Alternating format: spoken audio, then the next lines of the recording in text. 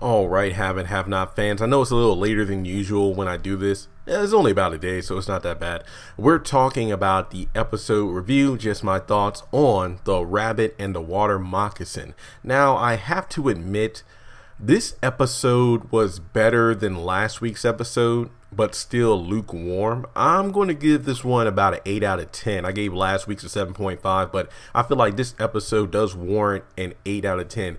It wasn't bad, but there were a few nitpicks I had here and there. So, I'll do the usual. I'll just break down the episode itself, going through the scenes, talking about things I feel are worthy of discussion. And if there's anything you feel I missed or didn't go over, feel free to let me know in the comment section below, and also subscribe to the channel because, as always, I have plenty of other videos on the way. For starters, I'm not an expert in this, no experience whatsoever, but I don't know if drug deals typically go down the way things went with Vinny and Wyatt. I mean, I know the bartender vouched for him in terms of, hey, look at those car keys he's got. He'll have the money. Let him have the drugs for the night. So Vinny gets the drugs for Wyatt, passes out, and he's like, you know what? I'll get you up in the morning whenever so you can pay the pay what you owe from the ATM, because Wyatt apparently reached his limit for the day. I will get to my thoughts on the time frame later on in the episode. It might be its own video, but correct me if I'm wrong. But I do know that when he said the morning, it should have been around 9 o'clock, because we know last week, that's when Oscar went to the computer store. He had a limo at our car like 8:15. The computer store opened at 9 o'clock. He got back to the hotel to get on the computer to check the stats and whatnot, and made sure that, okay, the money's still in the account due to the hold that, Landon put on the file for Candace's account. And then in the last episode, that's where, Vinny woke up Wyatt, took him to the ATM that morning. There's no way that Vinny let Wyatt sleep the entire night and day. He literally gave him the drugs around midnight, and then Wyatt was obviously strung out until the next morning when he woke him up. But like I said, I'll get to that later. And I really do love the Catherine and Hannah scenes, just the fact that they're back together. And it's cool, she's finally like a supervisor. But like Hannah said, I can definitely see why she wasn't in a rush to get assistance, because all the cleaning in that big house that Catherine has, it definitely is a way for her to not think about the drama and whatnot of her life. I mean, Derek is helping out with that, and then you have her back at work, so she doesn't think about her grandson or Candace and all the mess she's been through. So I really do like it. And I love the little ponytail that Hannah has. It's really cool to see her looking way better than she did when she was dressed like a legit maid way back in like season 1. Jim and Hannah interaction, I did like that scene. Jim was an ass, but he wasn't. He was himself. Let's just put it that way. So it wasn't like there was major bad blood between the two. So that was really good. When is the last time those two saw each other? I think that was at Catherine's, the place that Catherine is letting Hannah stay at now. I think it was right before they went to the funeral home. That's right, because Benny and Hannah went to the funeral home, and Catherine's like, you know what, I'll meet you there. And yeah, that's right. So that's the last time they saw each other. So yeah, I'm glad that, Jim wasn't being over the top. Like, he really has no reason to be up, Hannah's behind about, no pun intended. But, I'm glad that interaction was good, especially with Catherine and Hannah kind of being on the same wavelength there. It's like, oh, Jim crier, but hey, it is what it is. But I'm pretty sure things might get heated up when they all discover that Candace took the money from them. We'll just have to wait and see how that plays out. Just kudos to Jim, because he's like, I want to go freshen up. If I'm not mistaken, I don't know if Gia and Jim had sex, because remember, there was something put in his drink by RK. So I'm pretty sure after Jim took a sip of whatever he ordered, he was knocked out. And then he told Gia, it's like, oh God, it's like, I slept all night. And it's like, yeah, he was out like a light. So yeah, I don't know if they had sex, but either way, kudos to Jim for taking a shower. I mean, it just really is refreshing for these characters who sleep around to actually wash up instead of wearing the same clothes over and over again. So kudos to them. I really did like it. All right, let me see here. Jim calls Sarah. They're supposed to meet at 8 p.m. that night. Jim can't check his account. It's like I could think of 2 or 3 instances in the episode where Jim is about to check on his account on the phone for the money, but then Catherine walks in to, you know, tell him about the Wyatt situation.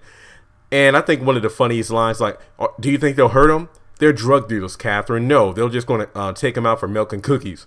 And I will say this much about the Vinny scene. Did anyone notice how slow that he pistol whipped Wyatt in the head? It's like bump. I'm like, how could he not dodge that? I don't know. I felt like people really felt the same way. Cause on Twitter, there are a lot of people who's like, how come Wyatt didn't dodge that gun? It literally, he saw the gun. It felt like who said it? I think it was Chris Rock or something. It was a comedian that's like, if you get kicked in the face, you deserve to be hit because you saw that kick coming. I think it was either Kevin Hart or somebody. But yeah, it was really stupid.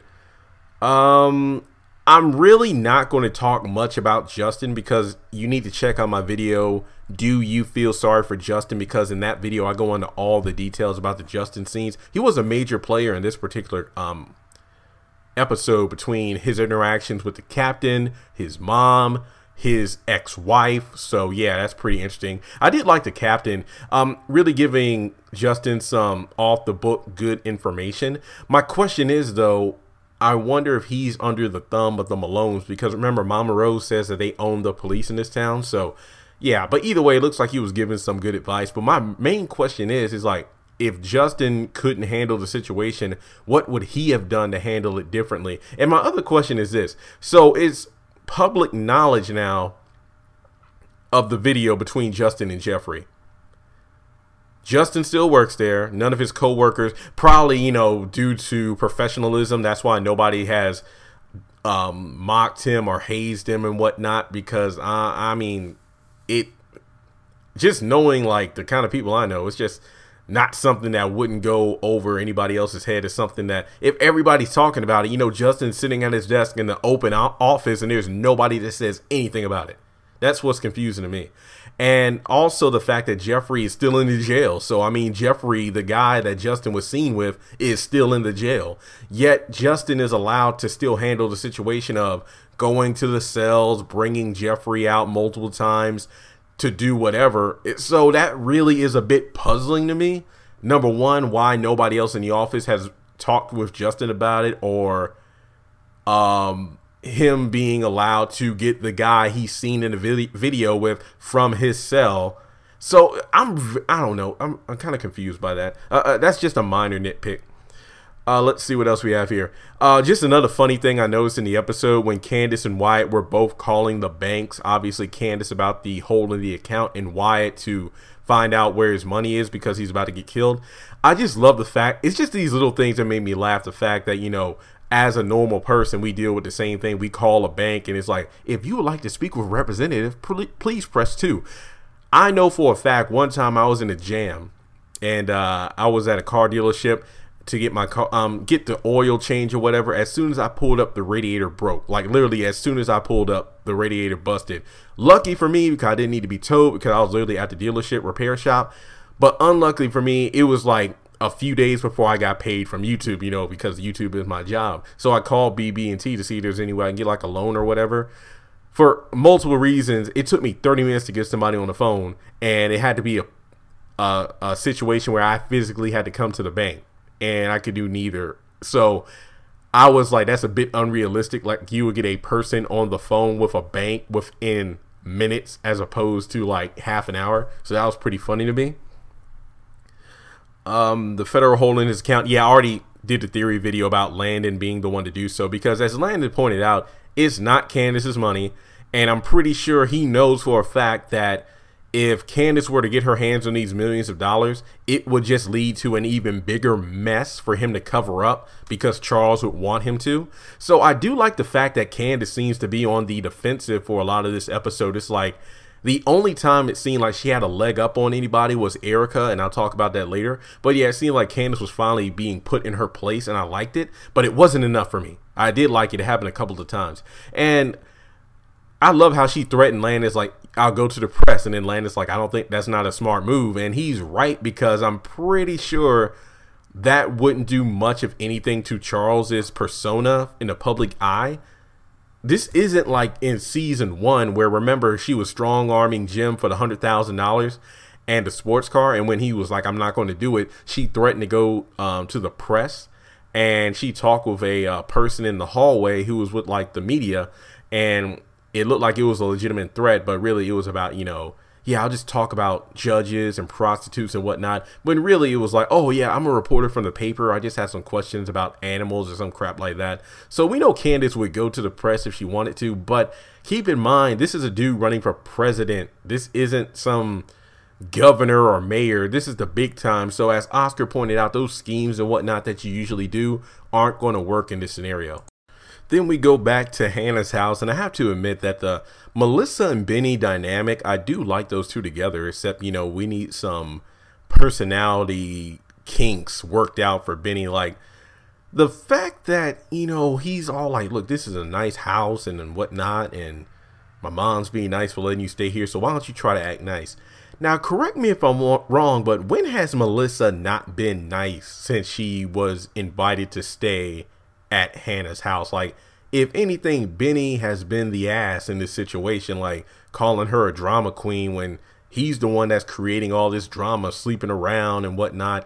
So he needs to check himself. It was a cute scene though, the fact that he called her out for the whole, oh, I see what you're about. You're a drama queen, like you like to start this drama because it gets you on with these guys, but I don't know what to do with that. So I just like the chemistry between those two. And then Melissa speaking up for herself, like, look, I was just in a situation where anytime I would enter a room to talk to a guy, he would leave.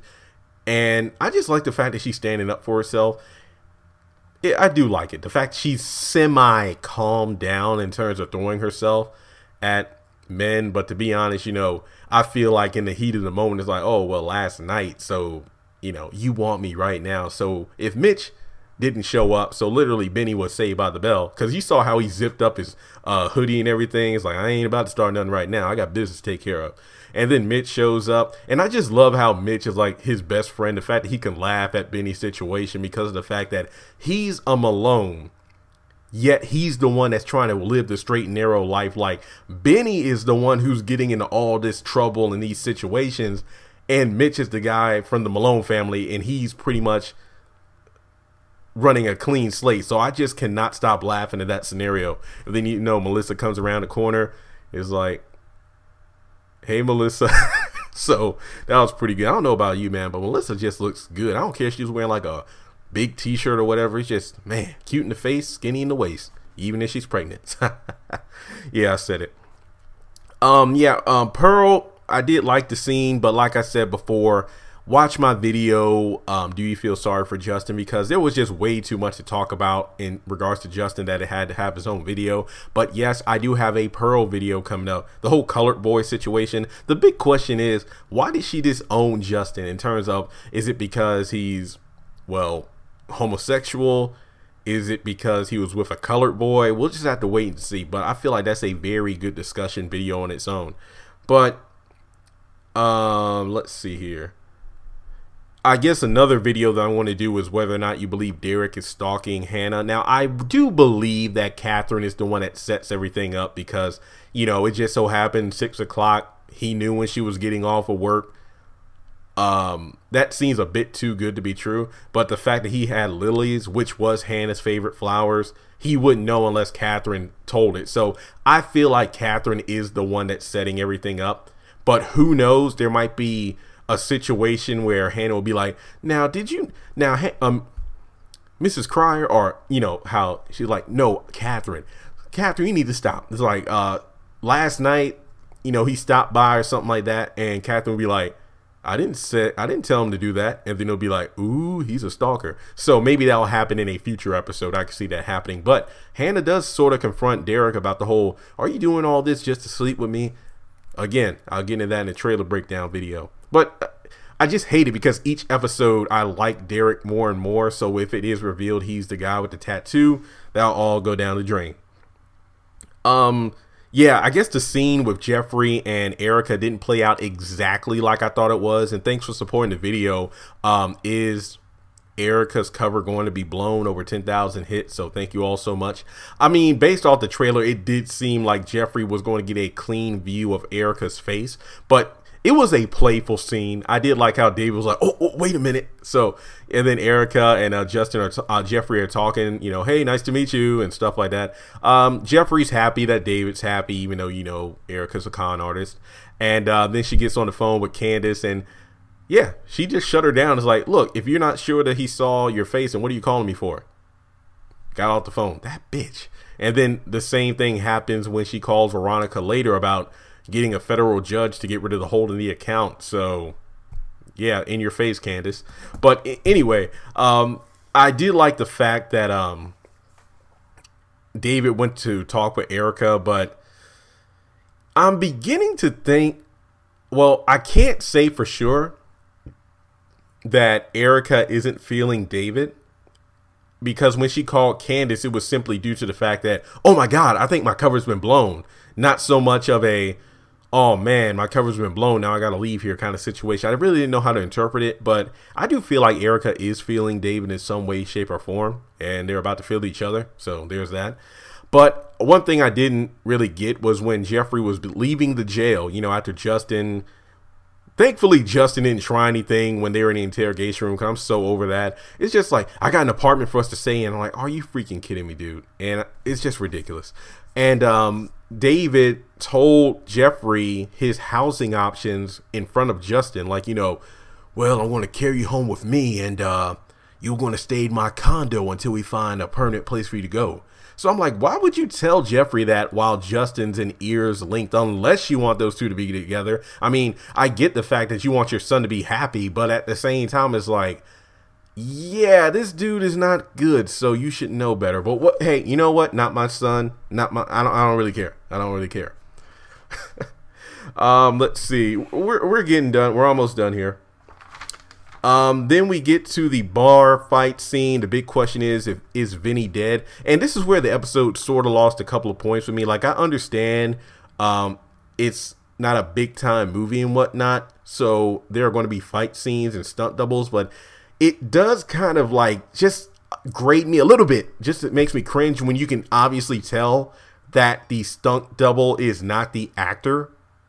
Like, we've got a brief scene of this during the bar fight. It kind of reminds me of back during the scene where Catherine and Jim confronted Professor Cannon about the death of Amanda. And, you know, Jim was beating him up in the parking lot, and he, punched him in the face and was kicking him on the ground. And you could clearly tell the guy he was beating up wasn't Professor Cannon. I don't even think the hair color was the same. I'll see if I can find a screenshot and put it on the screen there for you to see the differences. But yeah, that guy was clearly not him. But the thing with Vinny, I think it was like one scene. It was like the punch he gave Wyatt that sent him into the bar. That's where he got the bottle, cracked it, and then stabbed him in the neck. So the big question is he dead or not? Again, that's a video on its own. And I guess you could say the final thing I want to talk about here is, let me get the name. Judge Gilman. Thankfully, I was able to get the credits in a screenshot of the episode. Bruce Taylor, the actor, portrayed Judge Gilman. That was the judge that Veronica went to see about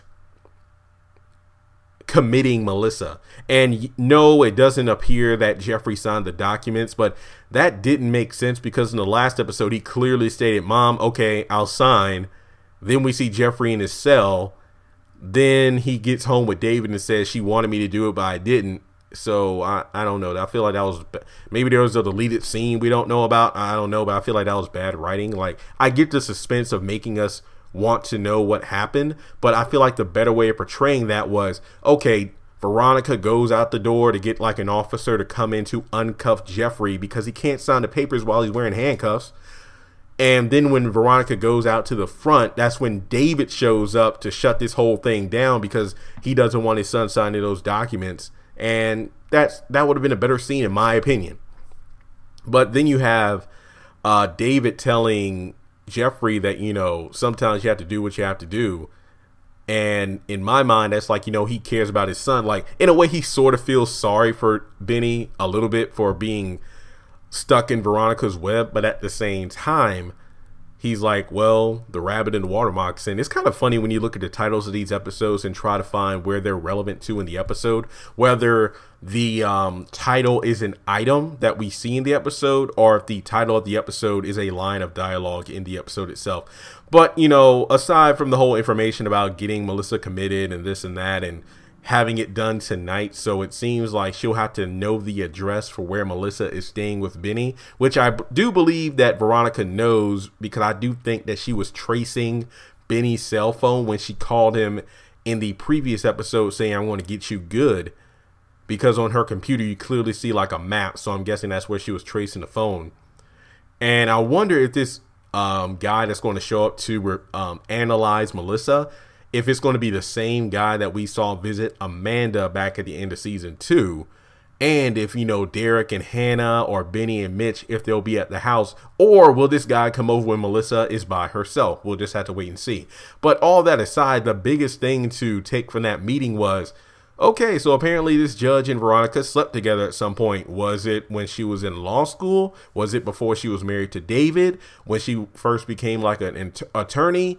Who knows? But I just feel like it was a very interesting scene itself. So overall, a pretty solid episode. I think an 8 out of 10 is a fair score. Like I said before, this review didn't really contain a lot of Justin because that video is itself, like that video I did is almost like 20 minutes long, and I didn't want to make this like a 40-minute review again. So let me know your thoughts in the comment section below. What did you think of the rabbit and the water moccasin? Stay tuned because I'm about to record my trailer breakdown for next week's episode titled The Third Quarter.